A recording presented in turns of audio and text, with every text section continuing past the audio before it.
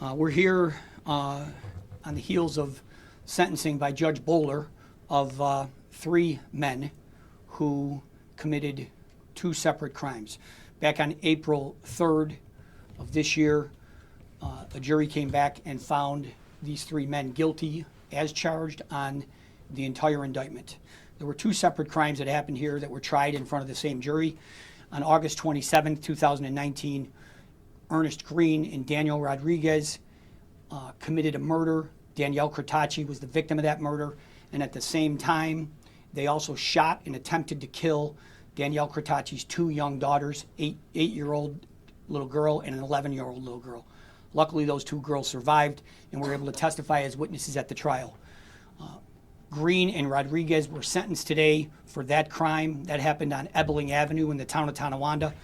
Green was sentenced to 25 to life on the first count, which is murder in the second degree, and Danielle Rodriguez was also sentenced to 25 to life. For the attempted murders of the 2 young girls, they were also both sentenced to the maximum term, that is 25 years for Green and 25 years for Rodriguez. And then for the attempted murder of the 11-year-old or the 8-year-old girl, they were both sentenced to 25 years on top of the other sentences. So with respect to Danielle Rodriguez on the Ebeling murder and attempted murders, Mr. Rodriguez's aggregate sentence is 75 to life. Now, Ernest Green, his aggregate sentence on that murder and attempted murder case was also 75 to life, but he was also involved and convicted of a separate case involving 2 additional homicides. A month after the Ebeling homicides, Ernest Green, with 3 completely different people, went into a home on Merrimack Avenue and did a second home invasion. That's in the city of Buffalo, in South Buffalo. They did a home invasion. 4 people were involved in that crime. The 3 people on that case, 2 people on that case went to trial. That was Ernest Green again, and his co-defendant on that trial was a guy by the name of Wayne Robbins, and they were convicted back on April 3rd, the same date of the jury on the same case as the Ebeling case found them guilty of the crimes on Merrimack Avenue. They murdered Bethany Malloy and Shaquille St. John, and for those crimes, they were both sentenced as follows. On the 4th count of the indictment, murder in the first degree, Ernest Green and Wayne Robbins were sentenced to life without parole, both of them receiving that same sentence. On the 2nd count, murder in the first degree for the second victim, so the first one was with respect to Bethany Malloy, the second one was with respect to Shaquille St. John, and they were also sentenced to life without parole. Both Green and Robbins got life without parole. The 3rd count of the indictment with respect to that crime, Bethany Malloy was the victim. That is murder in the second degree, and Ernest Green got 25 to life for that crime, and so did Wayne Robbins, 25 to life. For the 2nd count with respect to that, that would be the 3rd count. Sorry, there's a lot of counts here, but for the second murder in the second degree charge involving the death of Shaquille St. John, Green and Robbins also got 25 to life. And with respect to the 2 additional counts of felony murders, Green and Robbins got 25 to life. On each count, let me just sum it up by saying, on each count, Judge Bowler did exactly what he should have done. He maxed them out. He gave the maximum sentences to Green and Rodriguez for the Ebeling murder and the 2 attempted murders. And with respect to Green and Robbins on Merrimack, he maxed them out on each count. So in sum, Ernest Green is going to be serving life without parole plus consecutive 75 to life. So the life without parole is for the murder in the first degree counts on Merrimack, and the 75 to life is for the crimes on Ebeling, which was the murder of Danielle Cretacci and the attempted murder of her 2 little girls. Danielle Rodriguez is getting 75 to life for his involvement in those crimes, the murder and the attempted murder of those 2 girls on Ebeling. And Wayne Robbins is getting life without parole for the 2 murders that occurred on Merrimack. So that's the conclusion of the sentencing phase of this trial.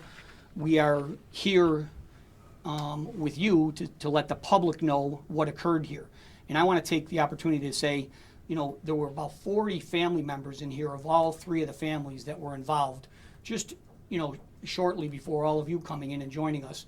And they were extremely, extremely pleased with the outcome. They were very happy with the maximum sentences being given out by the judge. Obviously, this is a horrible case for all of these families, and they're going to be living with the pain for a number of years. But this is what justice looks like, and this is the best we can do for them. We give them some sort of closure, even though they're going to be dealing with the emotional pain. And these two little girls who sat there on the couch next to their mom while these two men shot and killed their mom right in front of them, shot her in the back of the head.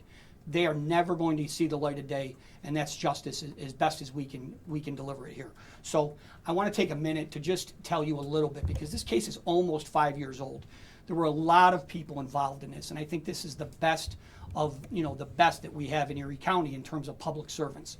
These sentences are really the conclusion of an unrelenting investigation led by our three lawyers here.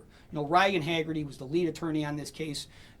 Chris Safuco, all of whom are standing up here with me, and Sam King are the other two lawyers.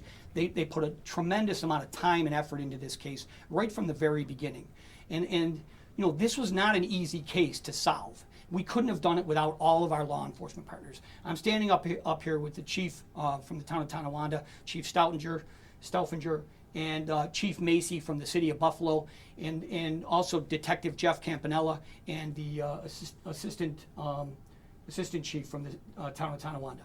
And the amount of work that went into this case, and just the sheer determination to not let go of this investigation is really, really, something that I'm proud of. I'm proud to work with all of these folks. But, specifically, I want to mention from the town of Tonawanda, Detective Jeff Campanella, who is retired now, I understand, but did an incredible amount of work to solve the Ebeling case, which then led us also to solving the Merrimack case. And police officer Robert Kubis, who I don't think is here, but he was also integral from the town of Tonawanda in solving this case. From the Buffalo Police Department, as I indicated, Chief Macy is here, but there are two homicide detectives by the name of Scott Malik and Mark White, who we work with every day on a lot of different kinds of cases, and they were the principal detectives and helped us solve the Merrimack shooting. In addition to them, there was a police officer from the Buffalo Police Department by the name of Ion Baker, who provided a significant amount of evidence that helped us in both cases. We also had help from not just those two police agencies, but from the Secret Service agency. The special agents involved in the investigation from the Secret Service were Michael Hamilton and Emily Granruth. They played a significant role. There were literally mountains of evidence in this case. The digital evidence that we had in this case included cell phone location data, license plate readers, videos, body cam footage from the Ebeling homicide, which was critical in this case. And on top of that, we had a lot of different witnesses.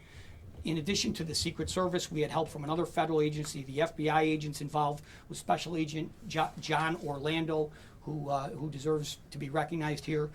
And it's funny because I said earlier in my office, I know none of these officers want to be, they probably don't want to be recognized or identified, but the amount of people that were involved in this investigation is truly impressive, and I think it's important to recognize them. Special Agent Tim Fudella and Jason Bernhardt, who worked for the ATF, the Bureau of Alcohol, Tobacco, and Firearms, they were involved in helping conduct interviews and in helping us distill down the location data that comes from the cell phones that were discovered that helped us solve this case. And finally, we had a number of investigators and support staff from our office in the Erie County District Attorney's Office. Investigator Sal Valvo, Investigator Jay Mayhook, Investigator Chris Lalka, Investigator Mike Wright, and Investigator Bobby Yates, all of whom are retired police officers from various agencies. But they did a tremendous amount of work. And finally, I want to mention Nicole Hoffa. I don't think she's here in the room, but Nicole Hoffa and Kim Rapp, two of our victim witness advocates, did an incredible amount of work. There were two little girls here who lost their mother, and they ended up being able to be witnesses for us in this trial. And it was critical to be able to handle them with the care needed. And Nicole has an incredible ability to deal with people in the most horrific circumstances that they've gone through. And these two little girls were brave enough, with the help of our office, to come to court and testify. So, and I wanted to make sure that I took the opportunity to recognize all the different people that were involved, and so that the public knows exactly how much work goes into these kinds of cases, and the strength of our relationships and the ability for us to collaborate. I can't say enough how impressed I am with all of the people involved. And specifically, I can tell you, because I worked firsthand with the lawyers involved in this case, and they were just unyielding in their determination and their doggedness in making sure that we solved this case. It was a year after the Ebeling homicide before we were able to move forward with completing the investigation with the grand jury. And they never let go of the investigation. And we're finally here today, and I'm proud of all of the different people that I mentioned here today and all of our partners in law enforcement. So this is a good day. These men are never going to be able to hurt anybody else. And the families in these cases, they feel some sense of justice, because the judge made sure that these three men are never going to get out of jail. So that's all I have. If there are any questions for anybody, police officers are here, and my lawyers, if you want to get into any of the specifics of the case, of the trial. How critical was it to have the two daughters of Danielle Cretacci testify in order to put away those two men that were there that night? I think it was really critical. I'm sure the testimony was compelling for the jury, but you know what? I want to have my lead attorney on the case, Ryan Haggerty, answer that question specifically. It was very important for two reasons. One, we had important evidence they were able to offer about the identity of the perpetrators. They weren't able to say, that it was Danny Rodriguez and Ernest Green, but they gave physical descriptions that were very important, that were consistent with the defendants, and they're also able to distinguish the conduct between the two people. So we were very certain that it was Ernest Green who fired the shots. It was also very important for the jury to kind of vicariously experience that horrible evening. They're sitting here watching the girls in the immediate aftermath on body camera, and they're also hearing firsthand the horror of what they experienced. So it was very important, not just from the proof, but so that the jury understands this is a real thing that happened. It's kind of hard to wrap your mind around something so horrifying, but this was a real thing that happened to real people. Do you know how Danielle's two daughters are doing today? They're doing well. They are doing well. They, as well as one could hope. They are in school. They are active, and they are, as best they can, moving on. And they were both here for the sentencing this morning. How old are they now? 5 years ago. They are 16 and 13. Can you explain what made it murder in first degree? So there's a couple different ways that you can establish a murder in the first degree. This one was under a theory that there were two or more deaths caused in the same criminal transaction. So criminal transaction has its own definition, but it is what it sounds like. So in this case, where it would have been an intentional murder as a murder second for each individual victim, because it was in the same transaction, that elevates it to a murder first. And that's what made them eligible for the life without parole. Can we just review one more time Rodriguez, Robbins, and Green's relation to the victims in these two cases? Sure. So one of the other important pieces of evidence that we had, and Jeff Campanella can tell you, on the morning of August 27th, we didn't have anything. We had a horrifying situation and no leads. One of the first things that we had was a phone number written on a Post-it note that was conspicuously left on Danielle's nightstand. And Jeff Campanella sees it and that's unusual. I think the business term is a clue. So we looked at that number, ran it, came back to Danny Rodriguez. Turns out Danny Rodriguez was also actively communicating with Danielle about 20 minutes before the murder through Facebook Messenger. So Danny, we believe, had a relationship with Danielle Cretacci. Danny and Ernest Green have known each other for a very long time, and they've been charged with a similar crime like this before. So it seems like this was just what appeared to be a crime of opportunity to get $30,000 in an insurance settlement. It was $30,000 for Ebling, and then $90,000 they had assumed was on its way to Merrimack. Is that correct? Correct. So Danielle Cretacci accepted the workers' compensation settlement, and she converted it into cash. Her attorney testified, and we had those records. Bethany Malloy had approved of a personal injury settlement, but had not yet received it. But in our investigation and talking to people in her orbit, she was talking about it the way that a lot of us would, like, oh, I got that settlement. And you use that colloquially, and people understand that to mean I have it, where what she really meant is I've approved of it. And so that's how you guys led that. They must have known them in some way if they're knows enough that she got the settlement, right? Correct. So I'm sorry, to loop back to your question, Bethany Malloy, Shaquille St. John were in the same kind of close-knit friend group as Wayne Robbins, Cherie Bailey, and Marquise White. And so we know from talking to people in that orbit that similarly Bethany Malloy was talking about her settlement, and it was kind of out there that she was coming into money. Chris found some communications in Wayne Robbins' Facebook where he's communicating with someone else and says something to the effect of, we're going to get someone who just got a settlement. So safe to say these three guys were after money. yes, and it's also, as some of our comments reflected, they were preying on people who counted these defendants as friends. And it was they did not suspect for a moment that they would, betray them in this way, and let alone for money. Could you, or maybe any of you, just explain the legwork that went into connecting this? I mean, it's kind of difficult for all of us to wrap our heads around. I could imagine as you're putting it out in front of you, it's kind of like that whiteboard moment where it's all piecing together.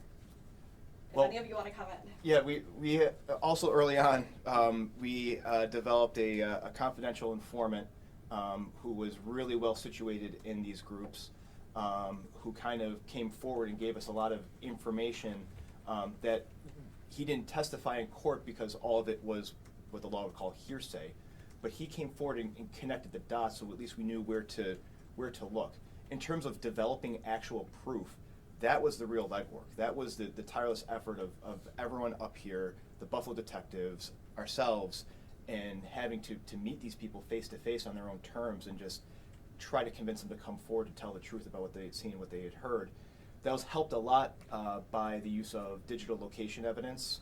So we had Google precision location records, we had phone records, we had Wi-Fi network records that Chris worked with the FBI in compiling and developing. So it sounds easy enough to say, but when you're out there trying to meet these people on their own terms and convince them to come forward, I mean, you can imagine the nature of the crime itself is going to make people very reluctant to ever be willing to come forward. And Sam was incredible. Sam was able to, Sam has a softer touch than maybe Chris or I do, and she was very, very effective at convincing folks to come forward. So you mentioned the softer touch versus the more harder touch. Is that important in a case like this where there's so much scattered information, so many people that have different specialties? Absolutely.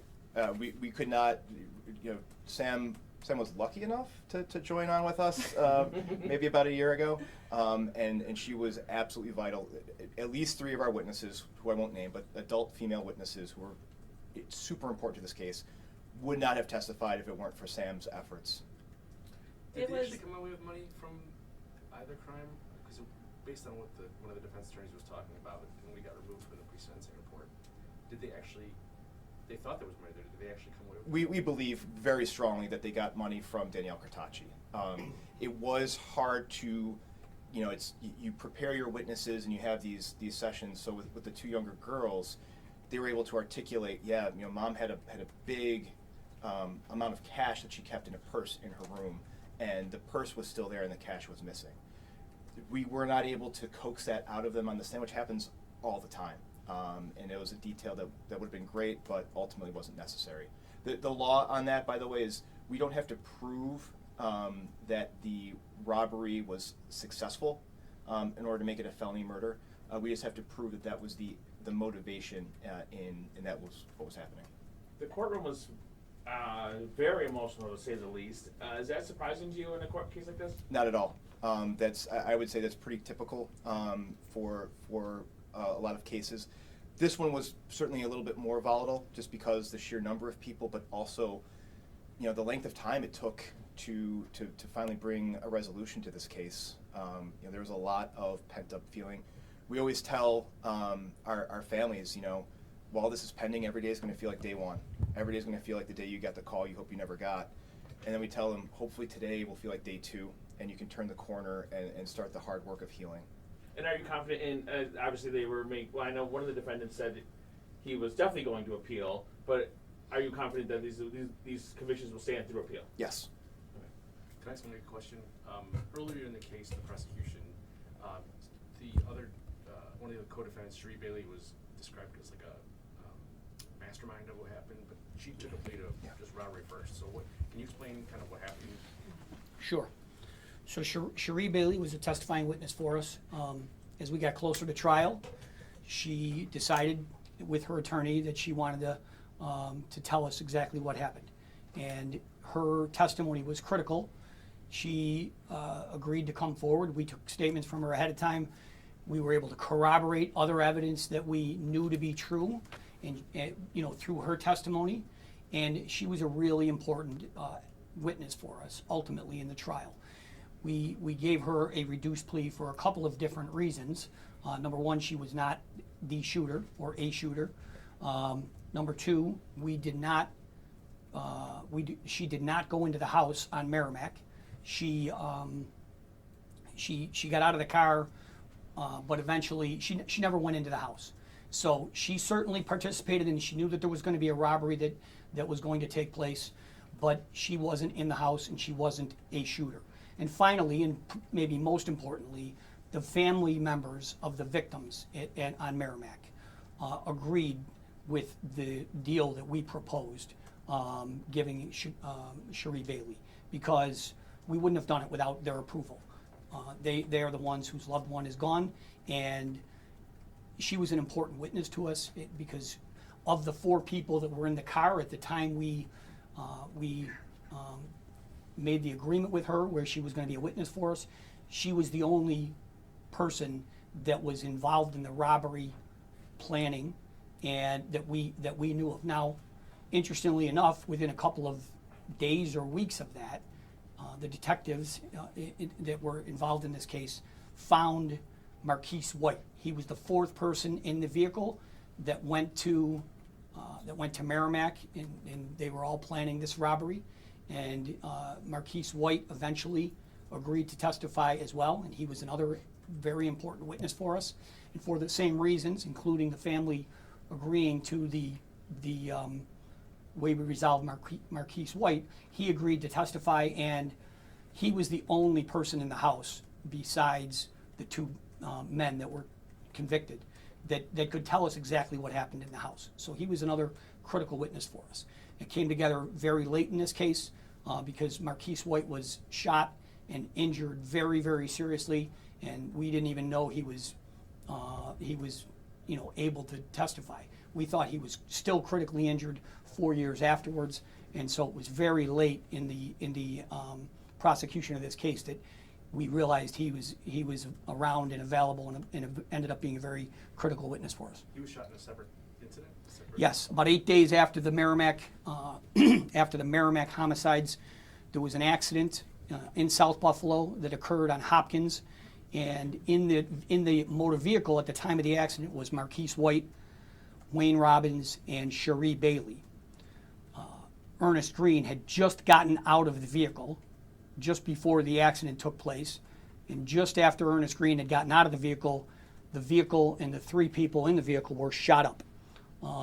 They were shot by someone, and that's as much as we could get into at the trial because of a decision and a ruling by the judge. But Cherie Bailey was shot and injured, Marquise White was shot and seriously injured, and Wayne Robbins was not shot, he was not injured. But that was another critical point in the investigation that led to cell phones being recovered from that accident, and obviously 3 of the 4 people that were at the Merrimack homicide were at the scene of that accident. So, they were yelling what I believe I heard from the gallery was, we're that Cherie will get Cherie. Is that something you're concerned about? Cherie Bailey is she is incarcerated right now. She will be sentenced. I don't know if we have a sentencing date yet. June 4th. She will be sentenced by Judge Bowler for the crime that she pled guilty to. So she's going to be in jail for a long time. Other than that, I don't want to comment on what was said in the gallery. Were there only family members of the victims in the gallery, or were there family members of the men who were convicted today as well? There were family members from both sides. There were a lot of family from the victims, though. As I said earlier, there were probably 40 people in this room just a short while ago, and they were most of them, if not all of them, were in the courtroom. What does that say about the amount of lives touched from this crime? I mean, there were obviously that's a lot of people that are affected by this, and I think not just the families of the victims, but the whole community was affected.